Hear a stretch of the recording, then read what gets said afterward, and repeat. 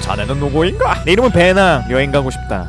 뭔가 요즘 들어서 제 채널에 뭔가 빠진 것 같다는 생각이 들었습니다. 그것이 무엇일까? 라고 고민을 하다 보니 망상을 요즘 들어서 안 한 것 같다는 생각이 들더라고요. 그래서 오늘은 오래간만에 와디프를 만들어 볼까 합니다. 오늘 해볼 컨텐츠는 현재 주인공이 남도일과 FPI고 빌런이 검은 조직으로 나오는데 이걸 반대로 해서 주인공 쪽이 검은 조직이고 빌런이 남도일이라면 어떨까? 라는 주제로 한번 진행을 해보겠습니다. 지금 베이커시에는 여러 범죄 사건들을 해결하고 다녀주는 조직이 있습니다. 그 조직은 그림자처럼 사람들을 남몰래 도와주고 다녔고 복장 역시 그림자 마냥 검은 옷을 입고 다녔습니다. 그래서 사람들은 이들을 검은 조직이라고 불렀죠. 뭔가 이름이 범죄 조직 같지만 다크 히어로 느낌도 나서 조직 사람들은 나쁘지 않다는 생각을 했습니다. 아무튼 그들에게 도움을 받은 사람들은 그들을 해결사나 자경단, 히어로 등등 여러 가지로 불렀지만 그래도 그들이 가장 많이 들은 소리는 탐정이란 말이었습니다. 왜냐하면 그들 하나하나가 모두 두뇌가 뛰어났고 경찰들을 도와 수많은 사건을 해결했거든요. 이런 검은 조직이란 집단의 대장은 카라스마라는 남자였는데 이 남자에게는 한 가지 고민이 있었습니다. 그 고민은 최근 들어 베이커시에서 기하급수적으로 사람이 죽는 일이 많이 늘어났고 베이커시뿐만 아니라 오사카, 도쿄 등등 각지에서 사람이 말 같지도 않은 이유로 살인을 하는 일이 늘어났다는 거였죠. 이건 그냥 비정상적인 사람들이 늘어나서 사람들이 분노를 조절 못해서 사람을 죽였다거나 베이커시에서 사고사 같은 것이 늘어났다고 그냥 넘어갈 수 있는 문제이긴 했지만 카라스마는 이 사건에 공통적으로 들어가 있는 인물에 집중을 했습니다. 우선 베이커시에서 일어난 사건들 모두에 코난이라고 불리는 초등학생이 있었고 유명한이라는 탐정과 브라운 박사 그리고 정보라는 여고생 등등 고정된 인원들이 번갈아가면서 코난이라는 녀석과 같이 사건 현장에 나타났었죠. 그리고 신기한 게 이 코난이라는 녀석과 함께 나타나는 인물들이 귀신이 홀린 것 마냥 사건을 풀어냈고 코난은 그 인물들 근처에서 탐정 보조를 했다는 정보까지 알아냈습니다. 카라스마는 이 코난이라는 인물에 집중을 해봤고 이 코난이라는 녀석이 오사카에 갔을 때도 연쇄살인 사건이 일어났으며 런던에 갔을 때도 그곳에서 테러 사건이 일어났었으며